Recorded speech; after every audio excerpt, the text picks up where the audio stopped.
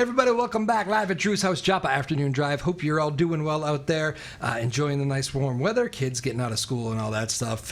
Thanks for joining us. One of our favorite guests on the show today, Karen Nascembeni, the GM of the North Shore Music Theater in Beverly, Massachusetts. A great place and just a fantastic person and general manager. How are you, Karen? I am very well, thank you. I'm so excited to be back. Welcome back. First comment I said, I love the tie-dye. It's very contrary to who I normally am, but I don't know about that. I'm trying to be a little hipper. Well, you can kind of pull anything off, but I'm just a tie-dye guy. So I must have been like feeling your energy today. Wear some tie-dye. I know. I wore like the. I don't usually wear the shirt for the show, but I went with the blue today. I don't know. I was feeling the blue. How are things? Things are great. Good. They're super busy. I know. I was going through there the other day, I told you, and there was like construction happening near your place. The highway was always already jammed because it was rush hour. And then you guys had Fiddler on the roof, I think, too. Yes. It was, the whole place was crazy. We just closed a really successful, I don't think I've ever had so much feedback about a show, ever. Really? And I don't know, for a chestnut piece like that, and I think that it's just so timely with everything going on in the world that it was actually really relevant to people. But the director wanted as many Jewish people in the cast as possible. He just wanted it to be authentic. I think sometimes people direct Fiddler and they kind of try to make it lighter than, and it's a pretty dark piece. Yeah. But man, was it authentic, and it was really beautifally done. Yeah. How many shows did you put on? 16. 16. Yeah, 8 a week for 2 weeks. Wow. Yeah. And what is that? What is the North Shore Music Theater seat? 1,500. Wow, that's a lot of people in and out for a while. It's a lot of people to put into seats every night. Your mighty staff over there was kept busy, I know. Yes. You always rave about them. They are. Everyone says, look, I'm the face of the theater, but there are so many amazing people. Our facilities team that makes the grounds look just impeccable. I say all the time, you're not going to find a cigarette butt on that ground. Oh, yeah. They are on it. You won't find a light bulb out. It's just beautiful. And now all the plants are popping, and it's a whole experience. Bill always says, from the minute you cross that threshold, I want it to be Disneyland. And the music had better be the right level. The plants better be good. The grill is cooking. So it's really fun. Yeah, people come a couple hours early and just hang out. Yes, I'm aware of this. Yeah. I've done that before. Bill Haney, I could actually picture him saying that now that you mentioned that. No wonder why there's no cigarette butts. I can see him being a perfectionist like that. He is. How's he doing? Good? He's great. He's super busy. He's buying a lot of things right now. Like everyone else is dumping their movie theaters, he's buying movie theaters. Yeah. But he's doing them right. He's putting in cinema pubs and just putting the comfortable seats in that you can lay down on. And he's going into Sturbridge, he's going into Hyannis, he's going into Portland, Maine, South Portland, Maine. Yeah. So, but it's counterintuitive. Like you cut the seats in half, and then you end up doing double the revenue because you can sell. Always like puts bars in now. Yeah. People want an experience. It's funny because I had not been to the movie theater in so long. I don't even remember the last. It was a Tom Hanks movie like 10 years ago, maybe. That was the last movie, and then I went to see Barbie. Oh, yeah. When that was big, and we kind of went as a crew, and I was like, this is a whole different experience with the bigger seats and like I was like, alcohol? When do they do that? Well, and you have to compete because during COVID, people put huge, like movie theaters in their houses or gigantic TVs, and they got out of the habit of going out to movies. And whenever I go, why don't I do this more often? This is really fun. I love being here. I enjoyed it too. It's interesting. Although again, I haven't been back. It's just not something like top of mind for me. So I don't know. Maybe it can become more part of the. I bet a lot of younger kids still do it. When I was a kid, I used to go to the movies all the time. Yeah, and it depends on the titles. Like when they get the big, like a Mad Max or whatever. It's you book a lot more shows a day, and he's really good at it. He's got theaters all over the place. Well, that's great. So Fiddler was a huge success. Huge success, thank God. Yeah. Came on the heels of Jersey Boys, which was also did well. So we're off on the right foot. Thank God. I know it's kind of like the launch of summer. It's all I know. It's spring. Those two aired, but it's your summer schedule, right? Yes. Yeah. Frozen up next, naturally. Oh yeah, Frozen that's going to be a beast because we're doing it for 3 weeks and we're going to sell a lot of tickets to it. It's a very expensive show to do. I remember when I saw it in Boston a few months ago, I was like, oh my God, how are we going to pull this off? There's that scene where everybody kind of melts together, and I'm like, how are we going to do that in the round? So we spent a fortune on projections and Kevin, God bless him, is gonna do something really good with it. Yeah. And it's a really cool show. I mean, it's a beautiful show. When those massive ones come in like this, do they just take over the theater for a couple weeks or however long it is? It'll be a big load-in, but what a lot of people don't know is we go to New York and handpick every single actor. This is not like a truck and bus shows up with a cast on it and the sets. We create every bit of the scenery in our shops right there. We have welding shops, carpentry shops, paint shops, and so a lot of people don't know that. And a lot of the actors have been on Broadway or national tours or international tours. So the talent, it is literally Broadway in Beverly. The talent is amazing. I mean, I knew you've always had that reputation, although I don't think I actually realized that was the case. I did kind of think it was probably a put-together thing, and the bus shows up, and there's the show. But no, 2 weeks later, everything goes in a dumpster. That's the sad part. So what we're working on now, so we have another theater in Matunic, Rhode Island, right on the beach, but that's proscenium, and we're in the round. So Bill's goal now is to buy other proscenium theaters so that we can move, from here to Hyannis to wherever, and so that we can amortize our costs, because we run a very conservative show there, like a price-wise. Like we watch every dime, every turning the air conditioners off, whatever it is. Yeah. But everything has doubled. The minimum wage has doubled. The utilities have doubled. It's a very expensive business to be in right now. Yeah. Well, speaking of that too, I remember you guys. I remember talking to you off the air of a news story, because there was you guys had a very popular show. I don't know, maybe it was Jersey Boys. Was it Jersey Boys with in those ticket scams? Like they're everywhere in the world right now. Like, they are killing us. People have to be careful, right? Yeah, they're killing us. Like, so Jersey Boys should have sold out. Every single show should have sold out. And people, I'm out every night of the week, doing, chamber things, whatever, corporate things. Yeah. And people were coming up to me and saying, "How dare you charge $200 a ticket?" I'm like, "What?" Like, our most expensive ticket is $90, and you can get them for $50 or $60 if you're doing groups, whatever. And so they showed me the sites they were going on. And so these ticket resellers, which are legit businesses, we can't do anything about them. Yeah. They are going on and mirroring basically our site, so people think they're buying from us.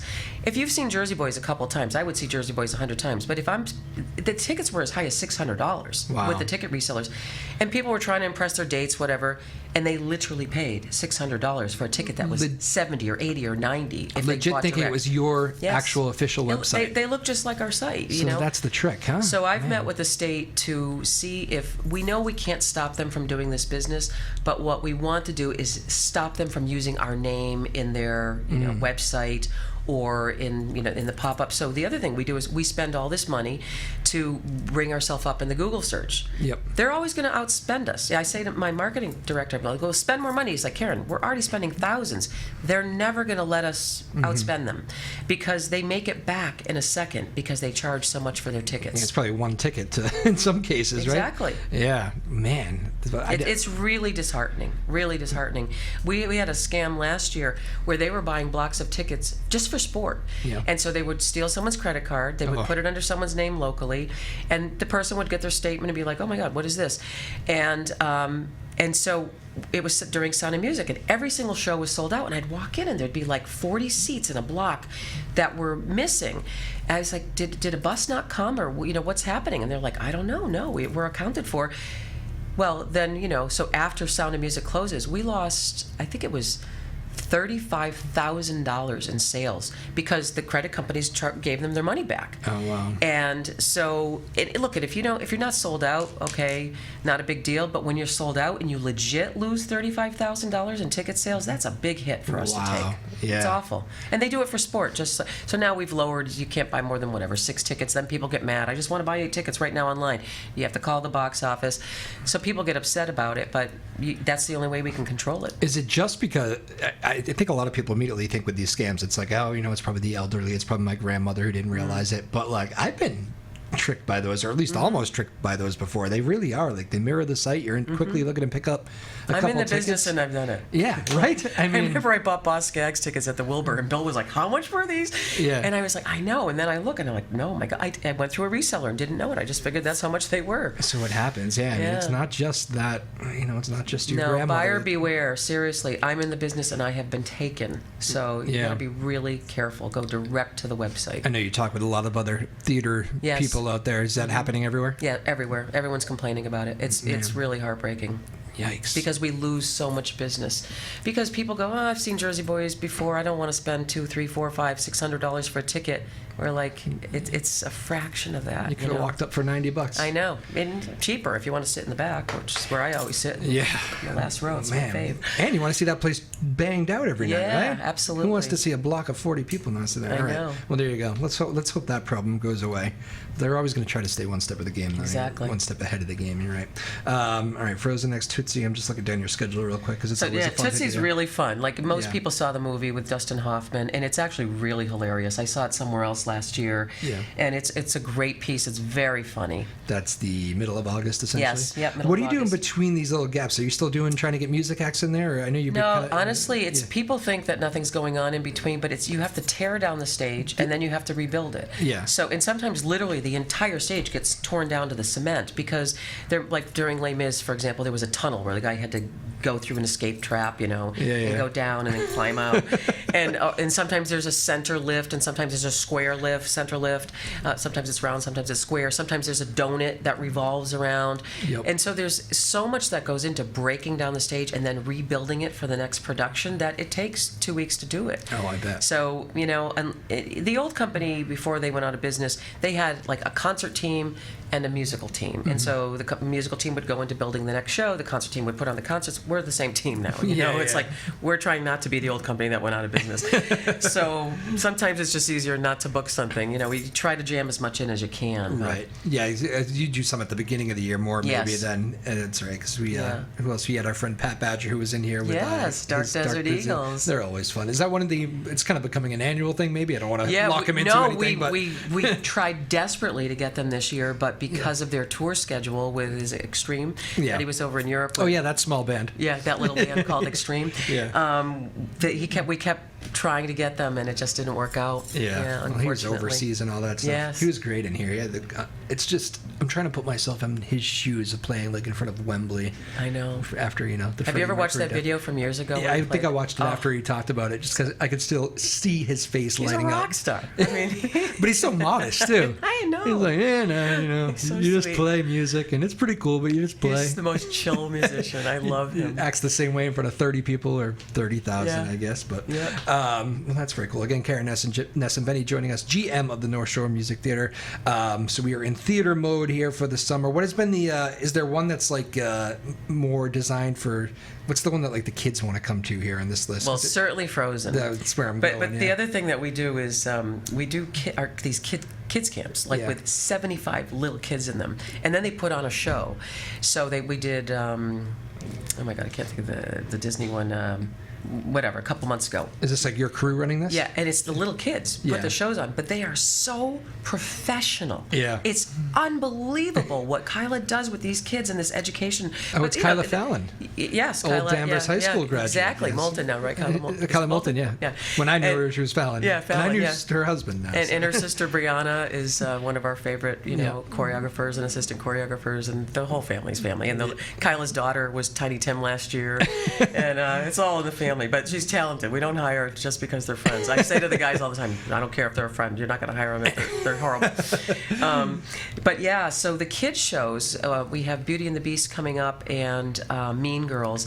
And the kids work for months on these shows, and then they put them on, and they are pros. And those sell out. Like, we could just do 10 of them. Bill's like, add another show. I go, Bill, they're like 5 years old. They can't do 3 shows a day. They're like little wee ones. Mean Girls has stood the test of time. They did that at the Newburyport High School thing, too, their little theater production, because we had some of those kids come in. They had so much fun with Mean Girls. So, I don't know. It's funny how that, because I remember seeing that one. Yeah, I'm excited for that one. It'll be good. So that's like that takes a lot of time, too, because then they have to rehearse on stage. But those, it's just great because we're basically mentoring and nurturing our next group of actors, local actors, and these kids are just superb.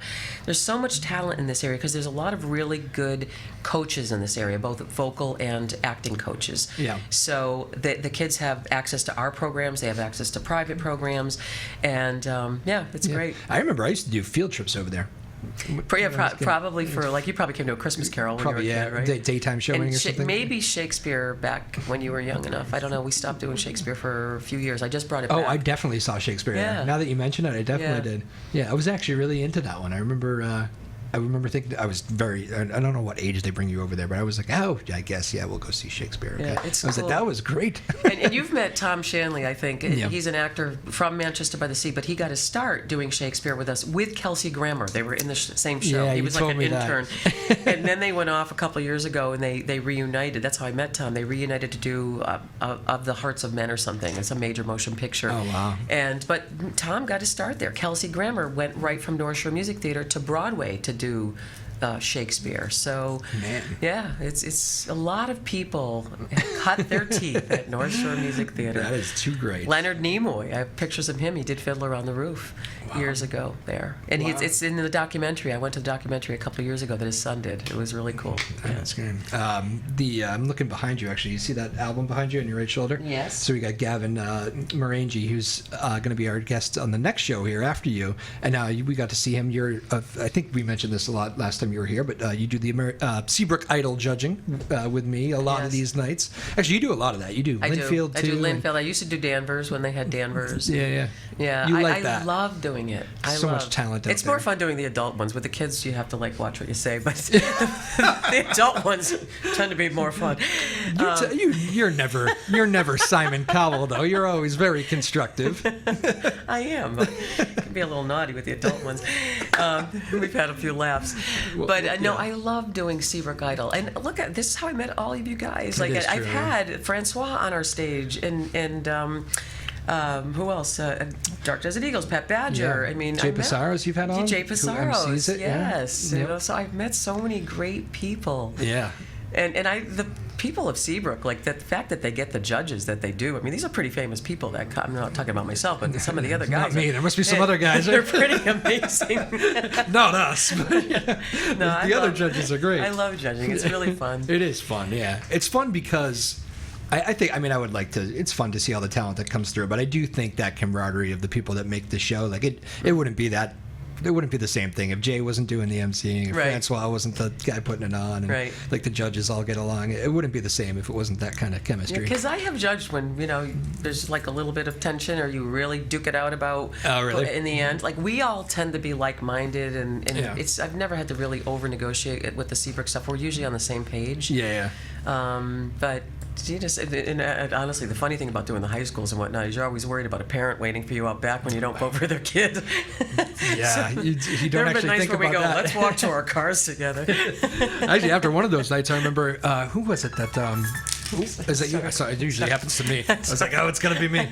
Always on the clock. And thank you for coming in again, Karen Nascembeni. I'm pulling her out of another busy day here in the middle of the week, so I know I'm making you miss something, so I appreciate it very much. I'm so happy to be here. The one of those nights, I forget who passed away. Was it Broadway? And we actually did a little radio hit in the parking lot. In the parking lot. Cheetah Rivera. Cheetah Rivera, yes. May she rest in peace. Unbelievable. But yeah, I remember you broke the news to me because I had been napping or busy or doing whatever I was doing before I did the Seabrook Idol, and I hustled up there, grabbed my coffee, and you said, come on over. And you go, did you hear Cheetah Rivera died? And I go, no, when? And I said, we should do something. You said, let's do it after. So there we are in the parking lot doing radio at midnight. I remember my boss said, wow, that was a great get. When'd you get that? I was like, midnight at New Hampshire across the border. Exactly. That's the game apparently. But yeah, you had known her too, right? Yes, as a matter of fact. Well, she did a whole month at North Shore with Carol Channing years ago. Okay. And it was like a 2-woman show. And then right before that. Right before she died, we had her the spring before. It sold horribly, unfortunately, but because we announced it so late. Oh.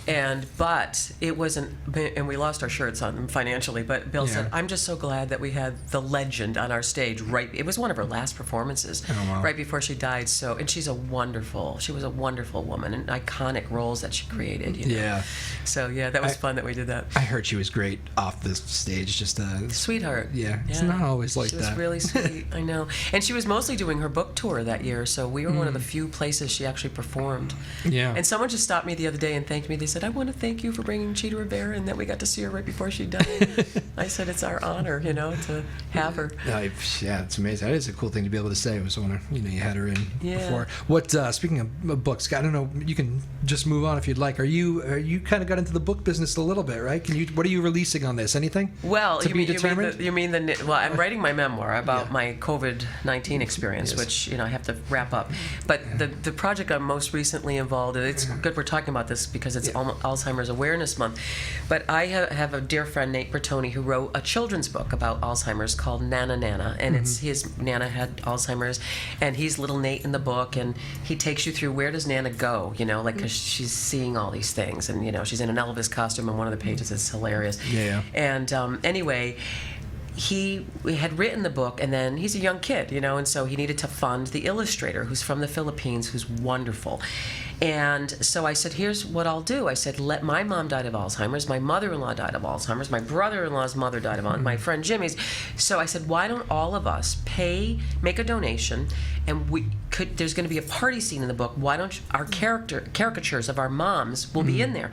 So I got a ton of people to do this. And so our moms are all in there as characters and her imaginary friends at these party scenes. And we paid to underwrite the book. And it was just such a sweet thing. And then he surprised me and put my late husband Stephen in there as the photographer. He's like shooting all the scenes like he would have been in life. Oh, that's sweet. And so he's in there too. He surprised me with that. So today, Nate is in New Orleans today. So we're going to launch, I haven't announced this, I'll say it here first. Okay. On September 17th, we're having the national book launch at North Shore Music Theater. Wow. Somebody pretty prominent is going to come and perform. We think we're going to know any day now, but he has Seth Rogen behind him. He has Wayne Brady behind him. He has Jay Allen, the country star, behind him, because they all have Alzheimer's charities, and their moms all had Alzheimer's. So they're on the back of the book as endorsing it. Wayne Brady's mom is in it. I can't remember if I think Jay Allen's mom is in it, and I don't know about Seth, but all of them are supporting this project, as is the Alzheimer's Association. So we're going to launch the book. We're going to have a performance. We're going to have a little talk back, and it's going to be September 17th at North Shore Music Theater. Wow. And we'll have people make a small donation that'll go to the Alzheimer's Association, or maybe Seth Rogen's charity, or Jay Allen's charity. Jay Allen wrote an amazing song, I can't remember the name of it right now, about losing his mom to Alzheimer's, and it's about how he saved her he would save her voicemails. And you have to listen to it. It's amazing. But it's adorable. The book is adorable, and it will teach children where Nana goes and what happens to her. And it's a really beautiful book. So today, he's in New Orleans meeting with not individual booksellers, but the people who sell to Bookshop of Beverly Farms, or what's the name of the bookstop up here? Joppa Flats, maybe? Joppa, yeah. I remember from years ago on radio that they did business with us. But so the people that sell to them are meeting with Nate today to look at the book, to bring it and put it out to all these people. And the official release date is September 17th, and we'll launch the party at North Shore. Well, that is exciting. Yes. Wow, what a great project that is. We did a story on that today. Alzheimer's, of course, they're always working on it, because it's impacted every family, and it seems like it's getting more and more prominent. It does. Yeah. And I mean, hopefully a lot of that is because we're learning more about it, and maybe cases that were missed before. But and of course, if you wanted to, Karen briefly mentioned it there. The last time we were on, I think it's probably, I must say, one of our most talked about interviews for this show, because people were just like, and a lot of people didn't know your story. It was I think it was one of the first times you talked about it, because we were still in the pandemic, I think, when you first came on, or at least just out of it. And but your story on battling that and coming through, and I know you don't take any day for granted now, which of course I love about you. I'm out 7 nights a week. I'm like, I almost died. I gotta get as much in as I can, because you never know when your number's up. But that was an amazing experience, and it's as tragic as it was. It was so hopeful, and people were so good to me, and are still so good to me. It's been an episode of leave no man behind. I will say that. Yeah, no doubt about that. I'm really blessed. I always say, I was joking with some mutual friend of ours the other day, and I said, we were talking, if I was ever in prison, I think I might call, Karen would be one of my dependable calls. She's always there. Even if she doesn't have time, hey, everything good, what's up? And I'll be like, oh, yeah, I'm good, I just was seeing this. And then I was like, but you're always very dependable. I'm wondering if it's our mutual friend with a French accent who called me the other night and said 12:30 at night on a weeknight. He goes, are you still out? Sometimes he does that to me too. We're talking about Francois Samard, a friend of the show, and this is a trio. We're actually on a text message, the three of us, and he will do the same thing to me. He'll ask me at 12:30 on like a Tuesday, and I'll be like, I work in 3 hours. Yeah. Like, why would I? Now, I'm not saying I haven't done that before, but maybe that's why he does it. But no, he's funny. You know, the thing with musicians I always joke about, I don't know, you can probably relate with this too, because you have the crazy hours, but my hours are early, but I get the musicians thing because we're all off. You know, it's all off hours. Yes. Musicians have to get ready when people are having dinner, and then they go to bed when people are sound asleep. I don't know. And you're torqued up, like you're revved up. Yeah. Even when we do a show, or a cast party, I go home, you know, and 1 o'clock, 2 o'clock in the morning, I'm wide awake. Oh, you gotta wind You down. just entertain all these people, and you gotta wind down. But I used to do the morning show. I don't know how you do it. I hated it. Getting up at 3 in the morning, I just can't. Oh, I hate that part. It's the rest of it that makes it fun. Once I was there, like around 6, I would come to life, you know, right when the mics went on. But no. I mean, the hardest part of the job is waking up, and we always, at least our crew for the last like 6-7 years in the WBZ newsroom, we vowed to always have fun, because if you're getting up at that hour and it's not fun, or somebody is not bringing a good attitude every day, which luckily I haven't had to deal with in a long time, it's miserable. And it's obvious you guys are having fun. I love watching you. I love watching your reels and listening to you. It is a video world even for radio now. It's crazy. Sure is. Have you guys had to go like crazy with the social stuff, or you can still kind of depend on the fun thing that we do is we have the cast members take a day or two and do a takeover of our Instagram account. Yeah. And it's fascinating. Like, for people, they have no idea what their schedule is like, what they have to do, the process. Even like David Coffey as Scrooge, he does his own makeup, and it's a process. Like, to make him look that old, everyone thinks he's like 100 years old, and so, but they take them, you know, to their house or their hotel or to the gym. They all teach classes at Beverly Athletic Club, and they do a lot of that kind of stuff. But they show what goes on behind the scenes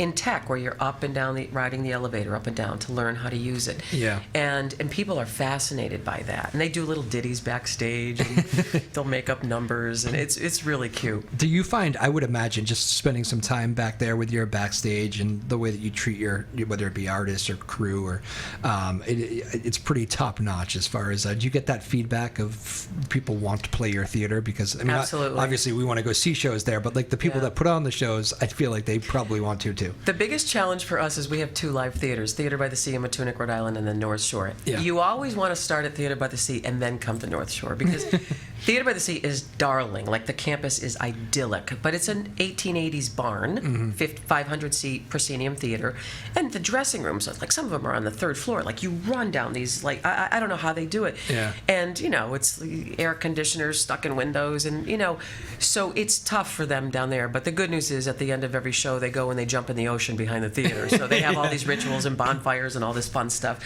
Yeah. But a bunch of the people are here this time, and I was like, oh, you did it in the right order. You Jersey boys, actually, it was.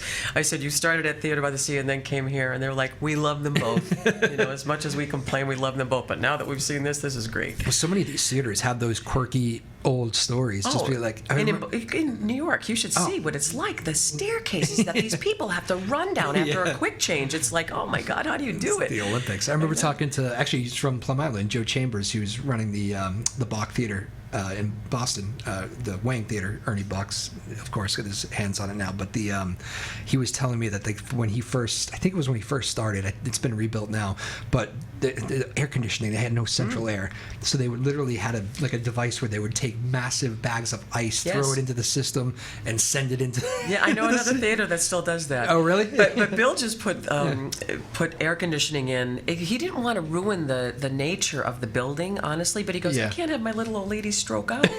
And so he finally put it in, like those Mitsubishi units that are on the wall. You hardly see them. Yeah. And it's cooled it down. And our subscriptions went crazy through the roof, because people are like, oh, thank God, I'm not going to die in there. That was a big thing. It was a big thing, yeah. Okay. Now they're trying to figure it out backstage, because the backstage wasn't. So now they're working on that, because it has to be quiet enough and all that. Yeah. But it's really a much more pleasant experience. Good read on that. What is the trick? I've seen you many times at many of these shows. You are the, is it all the time? You do the intro, your intro on people. You're laying out the ground rules in there.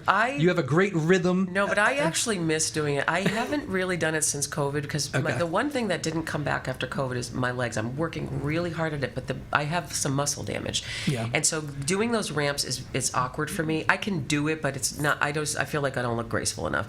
And so I will. And I loved, one of my coworkers used to say, "You doing curtain speeches is like the show before the show." It really I would is. be like dying laughing and telling jokes. But I very often will do it from the sound booth, but or from the sound board. Yeah. But I miss being on stage. I loved doing it. It was a passion for me. Yep. And because it does set the tone, so Fiddler, we had to tape it because every night we're in danger of going into overtime, and overtime is very expensive with 33 people on stage and a number of, I don't know how many musicians are in the pit, probably 10 or whatever. Yeah. And so we taped it so I could be really, really quick. Because when you're on stage, you tend to kind of take your time and say funny things. And sure. So it's pre-taped, and people do miss it. Like opening night, Bill and Kevin will do it, and I had Mark Friedman from Friedman Financial, our Broadway Club sponsor, do it the other night because he had 60 people from his temple there. He's like, I swear I'll be quick, and he crushed it, Oh, that's beautiful. But but I do love doing that. Well, that's good. I'm happy we made you walk like a mile to the studio today. I don't think it's translating to the show here, but there is some serious construction going on outside here at Newburyport. I actually felt the studio shake at one point. Yeah, me too. I don't know if any of you noticed. I'm going to watch it back and see. But this is bigger. All right. So we and then later, let's see. We get into the fall $1 Million Quartet. Yeah, $1 Million Quartet is selling really well. It's because it's based on a true story, and it's a night when Elvis Presley, Jerry Lee Lewis, Carl Perkins, and Johnny Cash got together in a studio just by accident. I think they all were hanging out or whatever, and they made a bunch of music, and that's selling like crazy because the baby boomers love it, especially coming off of the original Elvis that we did last year, which was amazing. Mm-hmm. So that's selling really well. But then Titanic is one of the ones I'm really excited about. Yeah. It's a beautiful show, huge cast. We've done a lot, too many huge casts this year, and too many, but you love it. But our checkbook doesn't love it, but we love it. And so Titanic is going to be really beautiful. If you've never seen it, it's just gorgeous. The music is grand and sweeping, and it's lovely. And everyone's like, "Are you going to sink the boat?" And Voices of Hope did it a couple of years ago. I don't know what they did. They did like a 1 or 2 night with us, and I can't remember what they did, but anyway. Huh. And then it's going to be beautiful, whatever we do with it. And then we'll end with A Christmas Carol, of course, with David Coffey, which is the old reliable. Those tickets already sold out. My goodness. No, not yet. I wish. Are they? Yeah. No, that can you already goes, buy them? Can you already get them? Yeah. Oh. It's selling really well. Oh, wow. But it goes crazy right around the beginning of November. That's when people start going, I got to get my Christmas Carol tickets. Yeah. People, I know people who have gone every year since. Oh, I mean, forever. my whole life. Yeah. Me too. It's crazy. It's a rite of passage for me for the holidays. It's a staple of people's lives. Yeah, very cool. Absolutely. Well, very good. That was fun, Karen. I always love catching up with you. Me too. Anything else going on you want to add? Did I miss anything? No, I just I have that audiobook coming out soon. Yep. So I'm really excited about that, and it's my first audiobook. And do you want to give your Instagram handle out or anything? You like to keep it private or? No, I don't care. No. I haven't used Instagram. I'm so bad. Like as people really, say, you're not that bad. I've seen you on there. I used to be really good about my Instagram, and for some reason I stopped doing it. I think it's just. Are you more of a watcher? No, I forget I have Instagram on my phone. I'm so into Facebook because I do so much for work on Facebook. Oh, I see. Yeah. And that when I do Instagram, I was like, oh my God, a lot of people follow me on Instagram, So true. Yeah, but no. Well, if people want tickets and all that, they just go to the North Shore Music Theater website, please. I thought were you talking about my personal Instagram? But everything for North Shore is official NSMT. NSMT. Okay. Official NSMT. And that's where you can get the good ticket links and all that. See previous conversation. Don't get caught up by that stuff. Well, very good. Summertime. We like summer. Yeah, we sure do. Warm weather. Nice. It's fun because I'm back and forth between North Shore and Matunic, and I love South County, Rhode Island. I just love it. I fell in love with it years ago, and I'm so happy to work down there also. Well, don't get too comfortable there. We need you in this neck of the woods. I've got a few people trying to pull me down to South County. No. We got to stop that. We need North Shore staple. Karen. Or I at least have to have a house big enough with the guest rooms for everybody. Yes, fine. If we're going to come visit, then we need multiple guest rooms. We come as a crew. That's right. Too funny. All right. Well, Karen Nascembeni, this is the schedule here. I'll give you one quick show. That's how the whole pamphlet looks. I think Maeve will make that look good. Maeve Power producing the show today. Thank you, Maeve. Maya Gassman, Ryan Rothberg, Sarah Hayden, the boss in the house today. Full house, actually, as I look. It's a busy day today out there. So thank you all, our small but mighty team here in Newburyport. And that was a lot of fun. Our friend Karen Nascembeni, GM of the North Shore Music Theater. Thank you so much. That was great. Thank you for having me. I always love being here. Until next time, everybody. Live at Drew's house, Joppa Afternoon Drive. Peace.